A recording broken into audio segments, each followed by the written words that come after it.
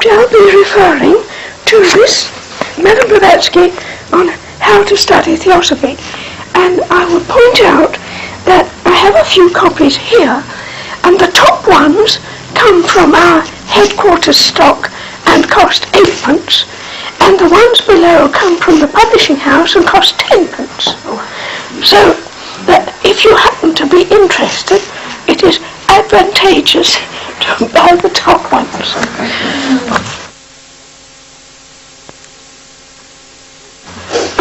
Well, when I was in India in 1968, I was required to conduct courses of study, and I didn't know who the students were going to be, so it was very difficult to plan any sort of course. And I managed to survive the first session between October and Christmas with what I had taken along with me. Then I had to think of the second session from January to March. And I thought, well, it's about time we studied the secret doctrine at Adyar. There had, of course, been people giving lectures on the secret doctrine in the School of the Wisdom for the previous 25 years. But they had talked about it and not actually studied it. That is, having the books on the desk. And I thought it was about time they should have the books on the desk. Well, among the students there were some who had tried, and they had immediately shut it and said, it's not for me, it's too difficult, and given up. However, I was determined to try again with them, and I had 9 weeks in which to do it. 9 weeks. I don't think the secret doctrine has ever been studied more rapidly than in that 9 weeks. So we did Volume 1 using the Adyar edition, Volume 1 on Mondays, Volume 3 on Tuesdays, and Volume 5 on Fridays. Well, I knew my way around. I was a relatively new student of the secret doctrine. I used it as a reference book, but I hadn't studied it systematically. And so I had a lot of work to do during what was called the Christmas holiday period. It was all right dealing with Volume 1. It was more or less all right dealing with Volume 3. But with Volume 5, I really didn't know where to begin. And there are various ways of studying the secret doctrine. One way is to begin at the beginning and work your way through. Madame Blavatsky herself says in that book, I have an older edition. This is the English edition that was that colour. But when I was in Adyar, I found this book so important that I caused the Adyar publishing house to print it, and they put a blue cover on it. So the blue one was printed in India, and this one was the older English edition. It was so important that I had it printed there. And here, these are notes given by Madame Blavatsky to a study group that she had in London, of which Commander Robert Bowen was a member, and he is the father of the P.G. Bowen who wrote The Occult Way. Now, he took down what HPB said to the study group, and he wrote it down, and then he showed her his notes to make sure that he had really put down faithfully what she had said. But these notes were put away, and for the next 50 years or so, nobody knew about him. And then, long after the death of Commander Bowen, his son found them and caused them to be published in Theosophy in Ireland, in the magazine which they then had in the Irish section. And after that, they were copied and put into book form by the English section, and so it has gone on being produced. Very valuable notes by HPB herself. Though it's called Madame Blavatsky on How to Study Theosophy, it is really Madame Blavatsky on How to Study the Secret Doctrine. And it also says it is also Madame Blavatsky on How Not to Study the Secret Doctrine. And one of the ways, she says, not to study it page by page. reading the Secret Doctrine page by page, as one reads any other book, will only end in confusion. Nevertheless, I know people, I can remember Adelaide Gardner saying that that was how she read it, because she could only read it on the way to and from work in America, and so she read it on her journey to and from work. Well, yes, for reading it one can, but not for studying it. There's a difference between the two. If you just want to know what is in it, certainly one can read it page by page, but not for studying it. So HPB gives some suggestions about how to start. So, page by page, she rules out. One can study it by subject, and my first attempt at study was on my first visit to Adyar, when I went as a student then, and Sri Ram was in charge, and he had a rather devastating method. He would come twice a week to the School of the Wisdom to give the principal talk in the mornings. And he would require one of the students to give the first 10 minutes of his talk. So, for instance, I can remember the occasion that hit me, because he was going to give a talk on karma. And I was the student who was chosen to give the first 10 minutes of the talk on karma. And of course I was very frightened, quite apart from giving any talk, to give it in front of Sri Ram. So all I could do was to look up the index in volume 6 of the Secret Doctrine, look down karma, but if you know how long it is, it was a bit of work, and I produced a 10-minute talk. And so that is when one can study by subject. Or one can take a study course. There is one published by Dr. True, but the look of it frightens me. It seems a little bit alarming. However, it is a course. One of the most useful is the Divine Plan, which you may have used here. That, seems to me, is very good. And then there is something called a reading guide, which we issue from headquarters in London, and which I prepared as a result of my work at Adyar, which is simply a very elementary, not a study course, but a course to make people open the book and read little bits of it here and there. So then there are people, for instance, with the Bible, they believe that they are inspired just to open the book at the right place for their daily study, and God will cause the right place to open, so they read wherever the book opens. And you can do that with the Secret Doctrine, because there is so much in it that almost anything is fruitful and interesting. Or you can just turn over the pages until something catches your eye. Now this is what I did with volume 5. I turned over the pages of the end part, the 3 papers that occur, that were given by HPB to her own private students. I turned over the pages in the hope that something would catch my eye. And fortunately something did, because I saw the words, "This is the first lesson to learn." Well, there's an obvious beginning. The first lesson, that's where you begin. This is the first lesson to learn. So I thought, well, that is where my Friday course, volume 5, must begin. But in order to find what that first lesson was, I had to read back, to turn back in volume 5.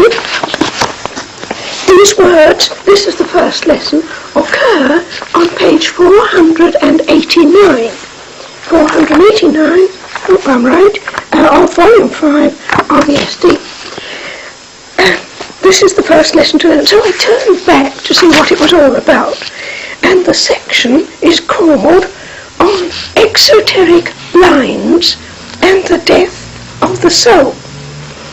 Well, this wasn't very promising, but I read it, tried to understand it, bits about Buddhi, bits about Antakarana, and writes about Manas and the duality of Manas in incarnation.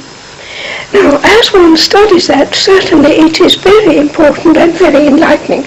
But at this time I'm speaking of, which is more than 10 years, yes indeed, 10 years ago, just about 10 years ago now, it didn't convey a great deal to me. And I went on reading, and then I came to the next paragraph, which refers to this abstruse metaphysical doctrine. That is the doctrine of the duality of Manas, what we call higher Manas and lower Manas, in incarnation. It's only in incarnation Manas is dual. But she says in order to understand this, one has to be impressed with an idea, which I have in vain attempted to impart to theosophists. So that you can imagine poor HPB struggling to ram an idea into the heads of the theosophists in London. Now, there may have been various nationalities. Certainly Commander Byrne was there, and so far as the evidence shows, he was Irish. There may have been some Welshmen there too, I don't know. But she had difficulty, apparently, in making them understand one thing, the most important thing of all. This is the one note on the violin, on the stringed instrument. Would you like to tell the story of the one? This was a story that Ianthe told.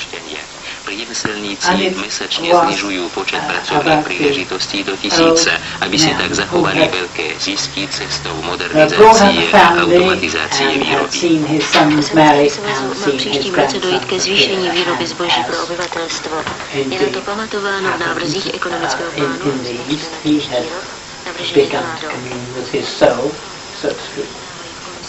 And he was in the habit of sitting in front of his home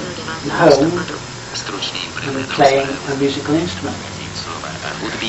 But he only ever played the one note. And after a fairly lengthy period, his wife complained.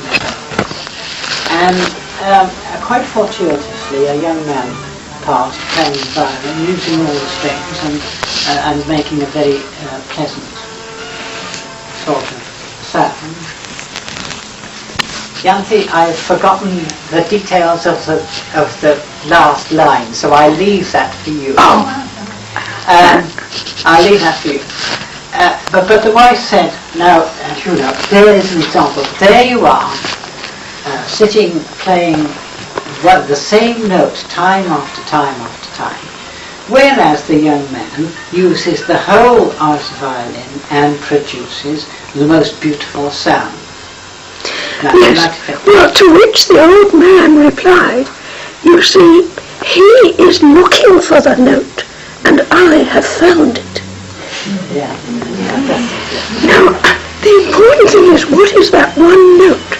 The thing that is the foundation stone, the cornerstone, the be-all and end-all of the wisdom tradition that we call Theosophy. In my first lodge in Birmingham, I used to attend a class where the group leader, the study leader, took us through the ancient wisdom, and her method was simply to read it. We sat there and listened to her, and then she would break off and comment, and all the time she would harp on the idea of the one life. She came back to it, the one life. And I was very, of course I was very young, and I was bored. I thought, oh, we've heard that before. Until, as I grew a little bit older and a wee bit wiser, I realised that that was the only thing to talk about.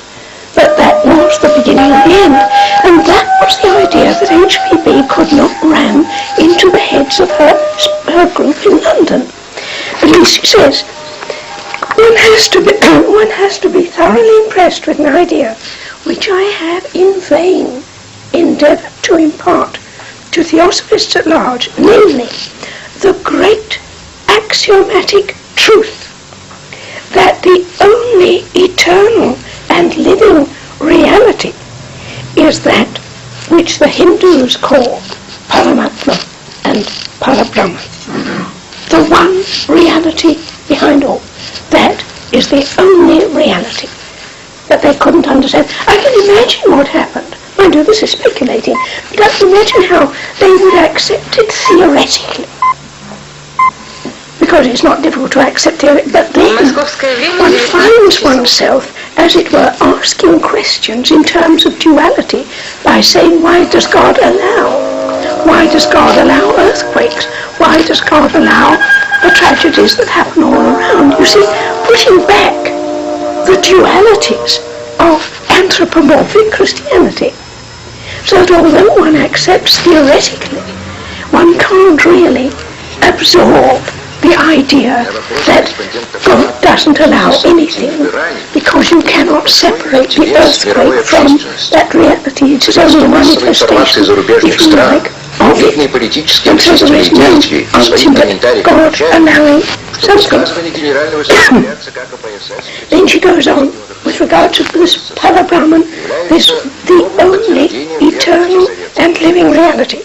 This is the one ever-existing root essence, immutable, unknowable to our physical senses, but manifest and clearly perceptible to our spiritual natures.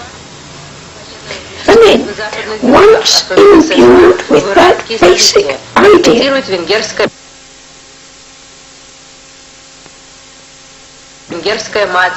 and the further conception, see what follows, like the problems we used to do in mathematics.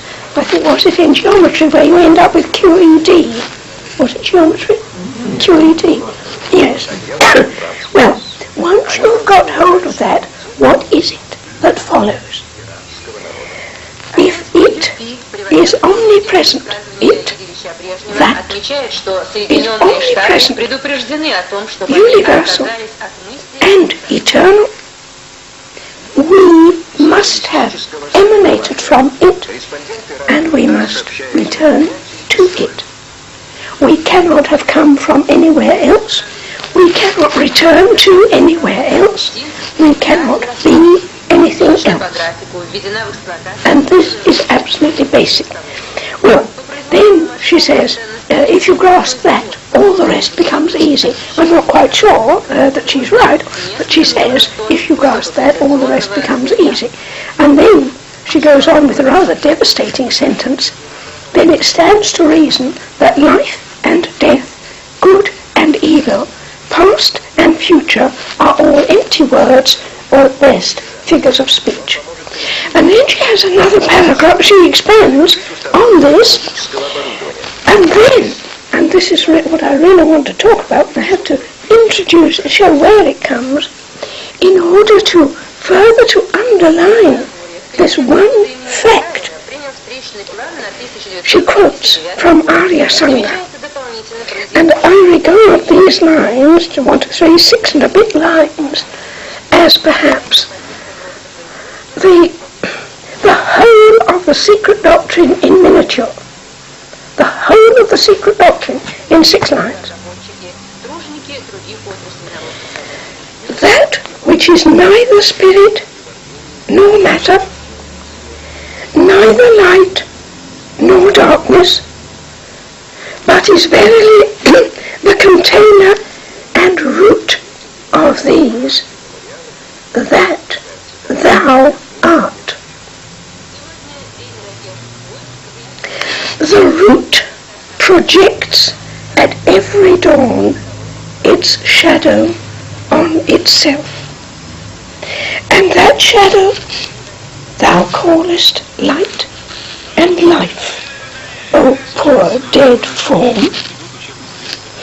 This life, light, streameth downward through the stairway of the 7 worlds, the stairs of which each step becomes denser and darker.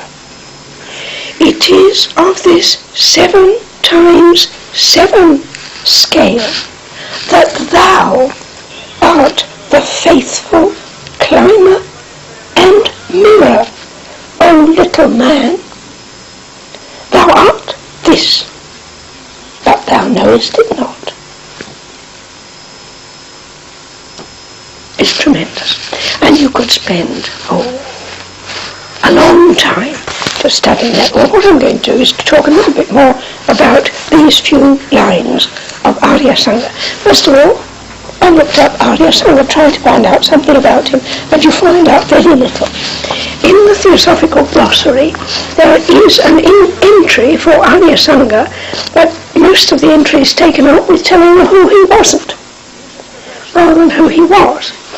Because there was another Arya Sangha, and the two became confused. These Indian names are rather like Smith in England and Jones in Wales, or Patel among the Asian community. That is, there are rather a lot of them. So there is bound to be, as there was another Patanjali, who was confused with the codifier of the sutras. So you don't find much. All that is pretty certain is that the true Arya Sangha was an immediate disciple of the Buddha. An immediate disciple. And that's perhaps all that matters. Now, we can study this by breaking this paragraph by breaking it down into 3 parts. First, the first sentence, and then the last sentence, thou art this, but thou knowest it not. And then all the middle part, which is the whole of the process of manifestation. The root projects at every dawn its shadow on itself. I wrote this out. I've told some of them yesterday. One uses for Christmas cards is to write out important things and carry them round. You have both the card and the words. And since I have to spend rather a lot of time waiting at bus stops, I get out my little card, or by now I have memorised some of these, and I stand at the bus stop saying over to myself, the root projects at every dawn its shadow on itself, and that shadow thou callest life and light, O poor dead form, and so on and so on. And there isn't so very much, these 6 lines, and it is, as I say, so important. So we start with that which is neither spirit nor matter, neither light nor darkness, but is verily the container and root of these, that thou art. Now it's remarkable how you can change the meaning, or perhaps not the meaning, but what some words convey, just the same words, by changing the emphasis. You can try saying that thou art and put the emphasis on each of the words in turn. That thou art. We refer to Parabrahman, ultimate reality. You know how it says in the Rig Veda that H.P.B. quotes at the beginning of Volume 1, other than it, there nothing since has been. Only that, the one without a second, the one enduring reality, that thou art.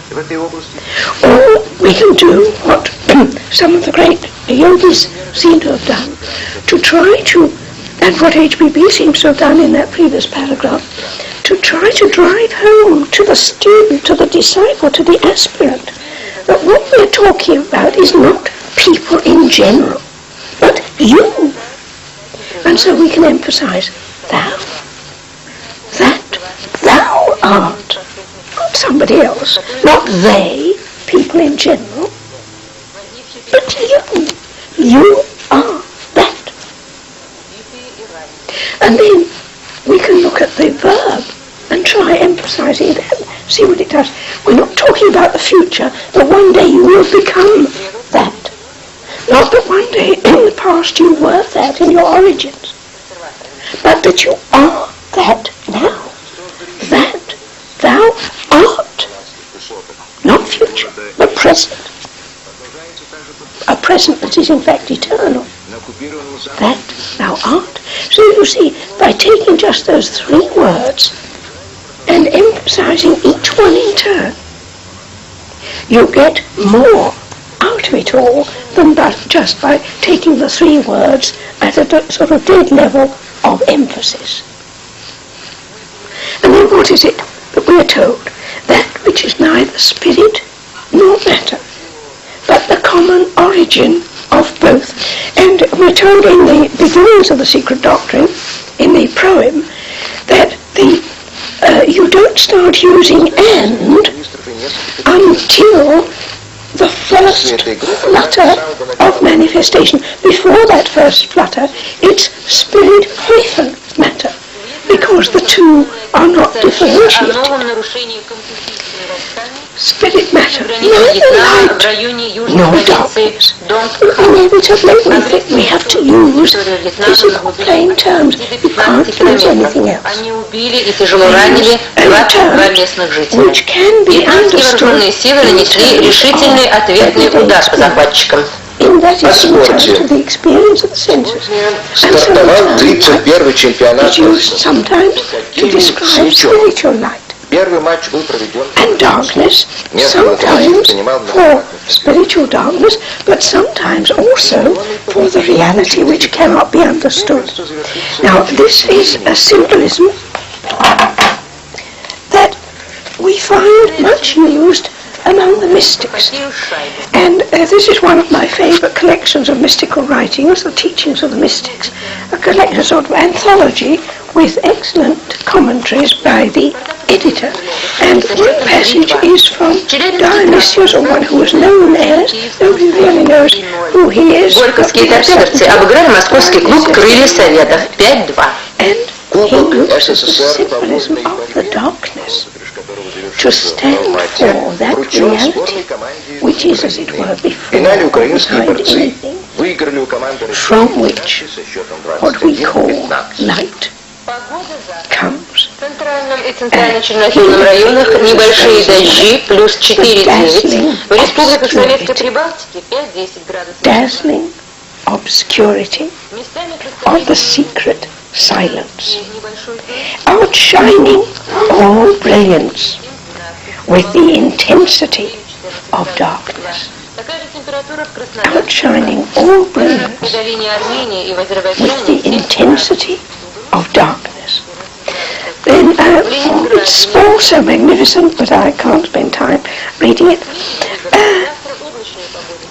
The good cause of all things, the good cause written with capital letters, the good cause of all things is eloquent, yet speaks few words,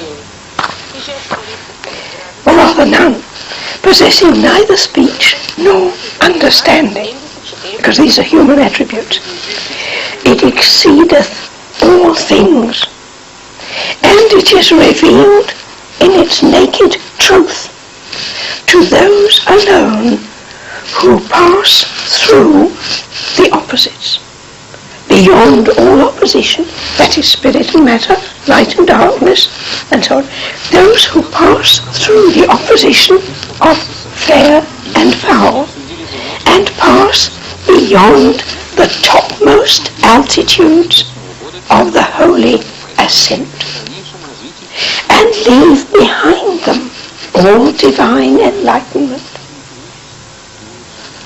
Because enlightenment, you see, is a qualified sort of existence, and they plunge into the darkness, which is written with a capital D, plunge into the darkness where truly dwells the one which is beyond all things. And there's another passage, I'll only read the first part. Unto this darkness which is beyond light, we pray that we may come. Unto this darkness which is beyond light.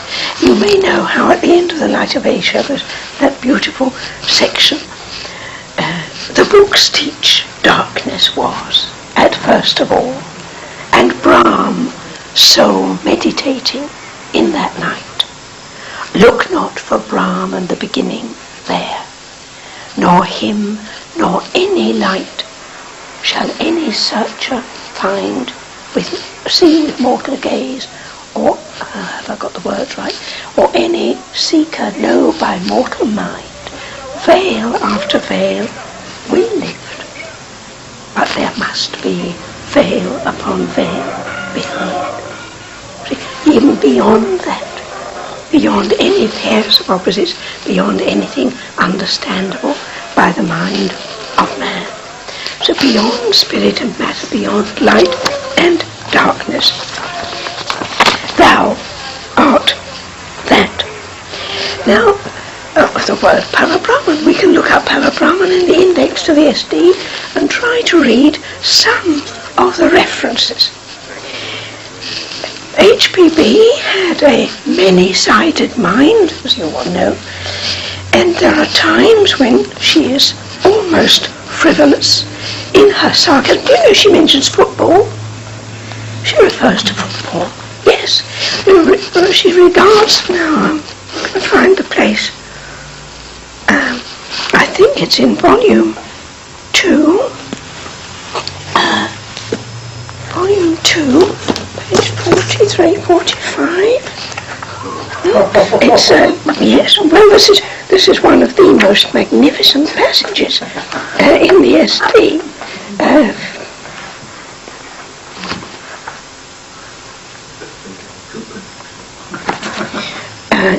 No.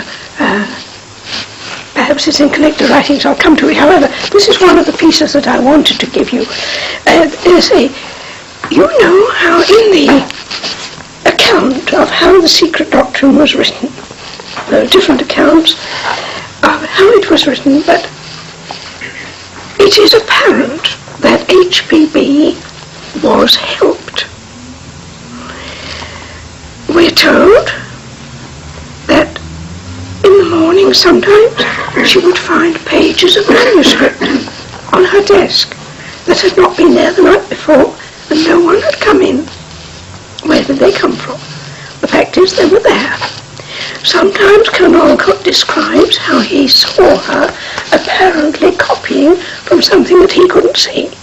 You know how you can watch where a person's eyes are focused, and they were focused into sort of middle distance, and she would look up and then write down, and yet there was nothing that he could see. And she refers to the fact that she was helped, that she was taught certain things, and that not only by those whom she called her occult teachers, as she says in the Key to Theosophy, where she's asked by that not terribly intelligent Englishman who asks the questions in the Key to Theosophy, he asks her, why do you call them masters? And she says, we call them masters because they taught us everything that we knew, everything that we know. And so they were people who deserve the name of masters. They were our teachers. They taught us everything that we know. And as one reads, but she was also held by ordinary people. There was an Englishman called Fawcett, E.M., I think it is E.M. Fawcett, who was a scientist, and she wanted little bits about evolution, about evolutionary theory as it was in her day, and she got him to write the bits, and then she incorporated them, and she never tells you which are the bits written by Fawcett. And then other people whom she asked to write bits. Sometimes she had an idea, she would communicate the idea to Colonel Olcott and tell him to get on with the writing of it, you see. Or she gave her manuscript to that uncle and nephew pair. Their names are up from I haven't got you. Keatley? Yes. No, that's not it. Yes. Left it to them to alter her English. She says she knew that her English, or at least she believed that her English wasn't up to it, and so she left it to them to improve on her English, as well as actually writing parts to recast her sentences so as to make them more readable. So we don't really know which bits were purely HBB, which bits were by her assistants, or which bits were by her occult teachers. But when I came to this section, this is the first time that I really felt that it was someone other than HBB, someone, dare I use the word, greater than HBB, because of the magnificence of the language. You really need St. Paul's Cathedral, a pulpit, to read it out, or perhaps Llandaff will. If you've got a good pulpit to declaim, because the language is so grand. Well, coming on to page 43, she is dealing with the fact that we do not know things in themselves. I do not know this chair in itself. All I know is what my senses can perceive and how my mind interprets what my senses perceive. But what would the chair be like, or what does the chair, if I can use the word, feel like? She refers every now and then to the fact that consciousness is present in all things. The example she uses more than once is that of the ant, the consciousness of the ant. What does an ant feel like? How does it react when a little urchin knocks down its anthill? See, in a few moments, an anthill that it has taken weeks to construct, and she says weeks are centuries in the chronology of ants. When you think of the lifetime of an ant, 6 weeks is a very long time.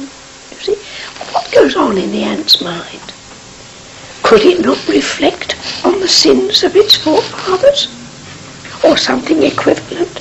Something equivalent, she said. You'll find this is all in volume 1. Well, we cannot know what things are like in themselves until we get to that very centre, as it were, of the thing, where the observer and the thing observed merge into one. When we arrive at the solution of that more awful riddle, could I have a wee drop of water again? When we arrive at the solution to that more awful riddle, before which even the highest Dianchoans must bow in silence and ignorance, the unspeakable mystery of that which is called by the Vedantins Parabrahman.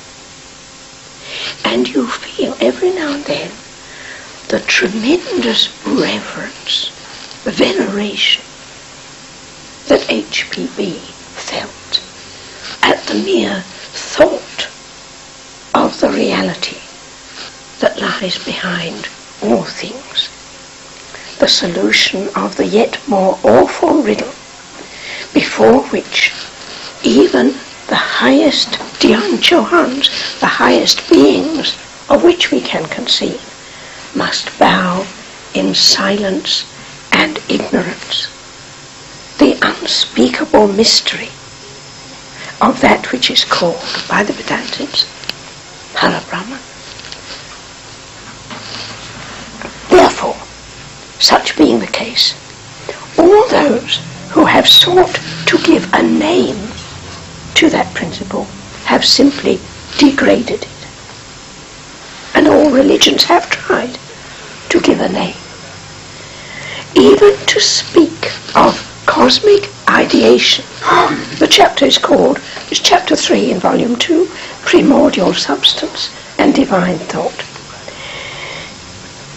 Even to speak of cosmic ideation is like trying to bottle up primordial chaos, or to put a printed label on eternity, which is what some of us do try to do. And over again, she does warn us again, and she says, man cannot know. His mind is not made to know, just as our eyes are not made for certain types of activity. See, we cannot see the microscopic. If you look at a drop of water, well, here I am. Probably if I could see what was in this glass, I wouldn't drink it. Pure Welsh water, is it? But nevertheless, under the electron microscope, they're probably jumping all over the place. Never mind. What the eye does not see, I'm grateful for it. Our eyes are not made to deal with such small things, or with the remotely distant, the stars that we cannot see, although they're very large. We cannot see them because of the distance, and yet a telescope can. So we must not abuse our senses and try to make them deal with things. In the same way, the mind, as she says again in Volume 1, she's speaking about absolute consciousness, and she says, man, unable to form a single concept except in terms of empirical phenomena. That is, we are so made, our minds are so made, we can only grasp things, empirical phenomena, things that have been experienced through the five senses. In no other way. We cannot form concepts. And the great mystics like St. John of the Cross says, we use images, we use illustrations, we use similes, metaphors and all sorts, all things that can be understood in terms of sensory experience, and therefore they're all wrong. Nevertheless, they're the only things we can use. Unable, the experiment I would suggest that you try, if you believe the mind can do other things, can think of something that has never been experienced by the senses, I would say try. Try to think of something that has never been experienced by the senses. Try to think of a colour that you've never seen. Let me know. Let me know. Send me a sample or tell me about it when you know. Or try to think of, with these, the science fiction, these various things, Star Treks and all the things that you find, Daleks and all the other things that now science fiction produces. Try to think of an animal or creature, let's say a creature, that has never been thought of before, a new creature, either a new sort of prehistoric one or a new futuristic one. Now you will put it together, you'll find, if you try to make it prehistoric, you'll probably give it a head, you might choose one shape head, some sort of neck, some sort of legs, it might have 6 tails. But whatever you do to contribute to your mythical monster, you'll find that every ingredient, everything you add, corresponds with something that you have experienced through your 5 senses. You will be unable to construct anything that has not got a forerunner in the experience of the 5 senses.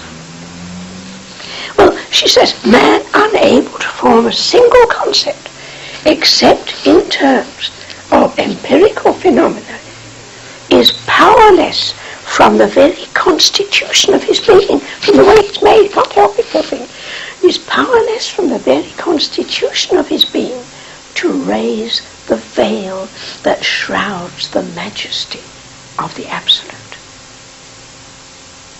Is powerless from the very constitution of his being to raise the veil that shrouds the majesty of the Absolute. I think you'll find that on page 188 of volume 1, but I'll give you a reference somewhere. No, it isn't, it's 122, to raise the veil. 122 of volume 1. You will find, here I must give you this one. There are now collected writings. Do you have collected writings in your library? Not all of them. I think it would be great. Chairman, I think, has the lot. Yes. Well, I would commend that you start. I see you have a nice sale going on there, or you will have sale going, that you start a collected writings fund, and that sooner or later you acquire a collected writing. Some of them are extremely interesting, some of them are funny, and of course, volume 10 is, have you got volume 10? You ought to have volume 10 even if you don't have anything else, because in volume 10 you have the transactions of the Blavatsky Lodge. Now they were, perhaps you have them separately, the transactions, because it's an old publication, the transactions. Now, as you know, Madame Blavatsky was a founding member of Blavatsky Lodge. They needed 7 members, and so she suggested joining it herself, so that she would make 7, and that was the beginning of the Blavatsky Lodge, London. And when the lodge met, when she was there, she would answer their questions, and different members took the chair, and the members asked the questions. These are preserved in the translation. Must have been someone writing it all down. This was before the days of the tape recorder, probably somebody who knew shorthand who wrote it all down. And it does cheer one up to this extent that by reading some of the questions that those members asked, we ourselves don't feel quite so foolish. Because occasionally you do get questions where I must say I feel like saying, fancy asking a question like that. However, they did. Perhaps, they did.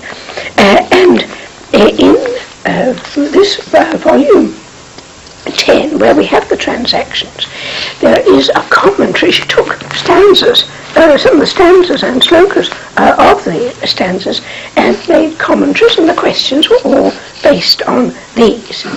So we come to a commentary on that verse from stanza 1, universal mind was not, for there were no ahi. I don't know whether your Tibetan or Sensar or Sanskrit is any better than mine. Perhaps you've been practicing it longer, but I call them ahi. What do you call them? Say spiritual being. All right. Yes, but I want the ahi. All right. Well, we'll call them ahi. So the question is based on the ahi. Now we are told that the first flutter of manifestation, in that second sentence where it says, the root projects at every dawn its shadow on itself. That is commented on here. The absolute is dormant, latent mind, and cannot be otherwise in true metaphysical perception. It is only its shadow which becomes differentiated. The absolute cannot differentiate. It cannot emanate. It cannot do anything except be, which becomes differentiated in the collectivity of these dhyanis, that is, the ahi. And I thought it was in here that we have the reference to football. Well, perhaps, in case I don't have time to find it, it is that the Parabrahman, or the absolute reality behind all things, is too worthy of respect to become the football of discussion, he says. It should not become the football of discussion.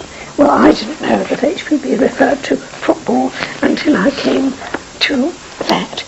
I expect you know that she talks about Jack the Ripper in The Secret Doctrine. It's volume 4 of the ADI edition. There's a footnote. Now, what is remarkable is that Jack the Ripper was doing his nasty murders in 1888. Now, 1888 was the year, as you know, of the publication of The Secret Doctrine.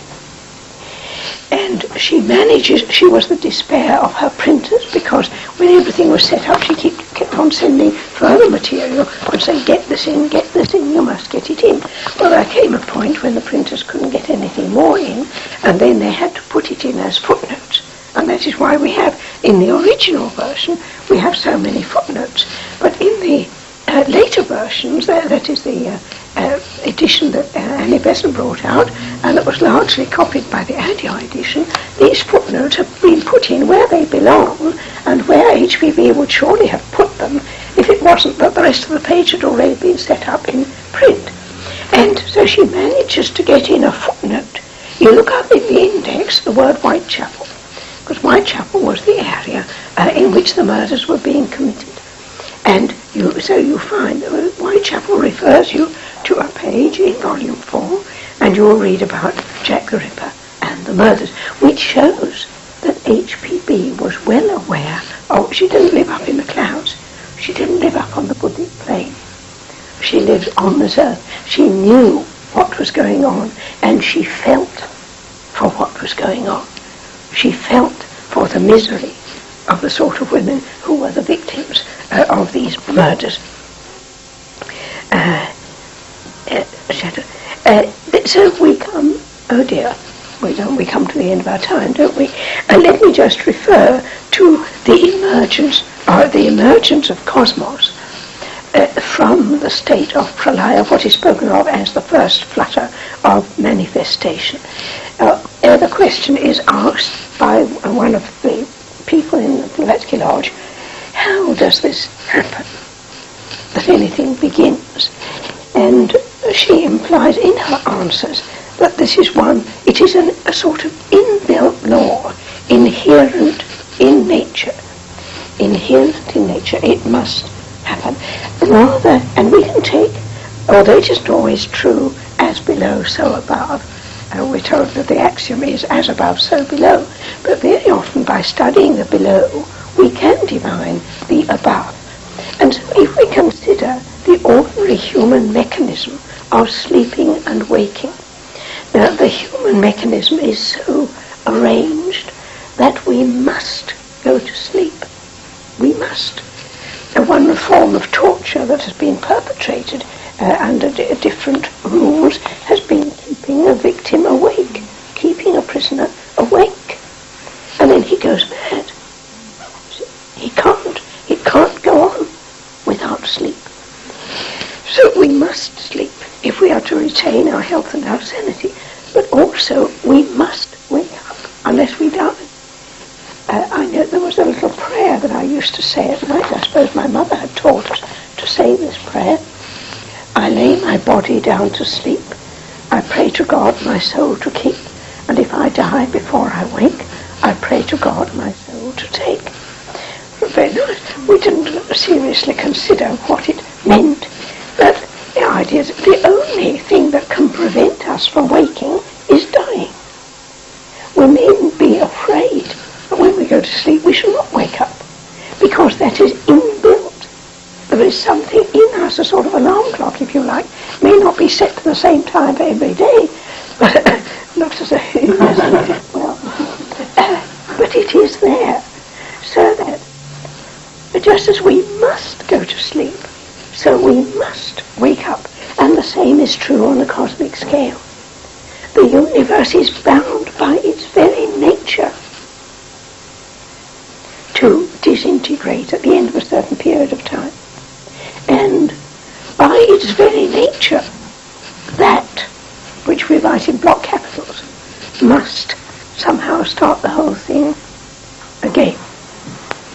There must be a continuing process. So our rebirth after death, also the cycle of reincarnation is inevitable.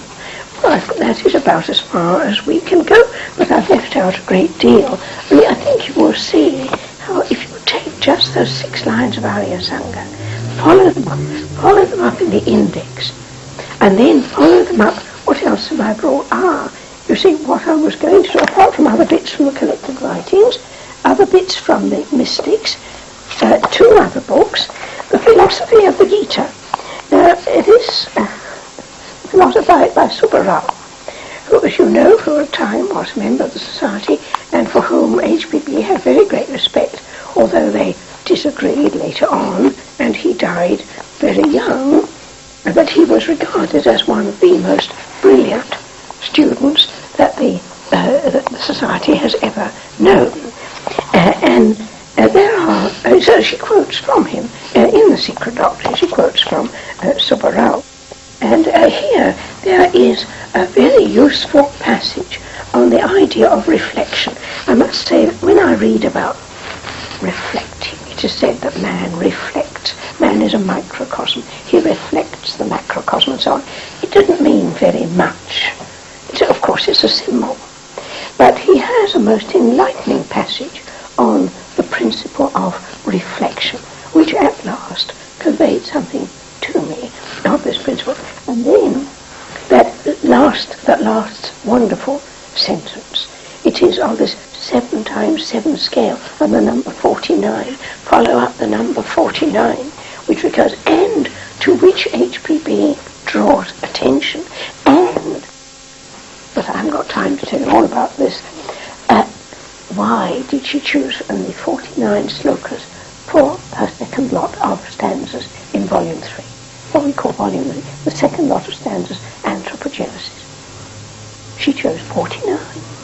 Why? Well, that's a long story, but she draws attention to the fact that there are 49 slokas, and you look up 49 fires, and the 7 times 7 scale, if you like, 7 planes and 7 subplanes, or 7 rounds, chains and all the other things that boggle us down when we start studying these things. It is of this 7 times 7 scale. The word scale is the word ladder. A ladder, scala, the Latin word for a ladder, scala. So it is of the 7 times 7 ladder that thou art the faithful climber, you climb ladders, climber and mirror, principle of reflection.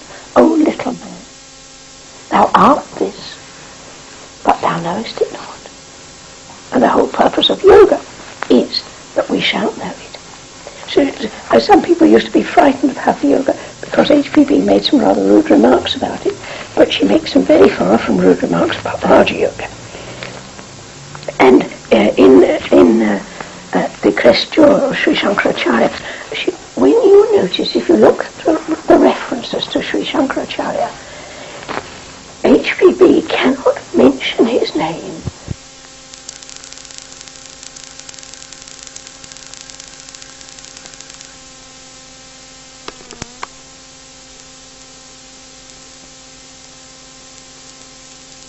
without pausing to make some remark indicating her tremendous reverence for him, the greatest of the esoteric masters of India. I don't think once in the 4 or 5 times that she refers to him, I don't think it's more than that, but at least 4 or 5 times that she refers to Shankara, each time she has to stop to say something about it. Say the greatest of the esoteric masters of India, the greatest spiritual master after the Buddha, the great Sri Shankaracharya.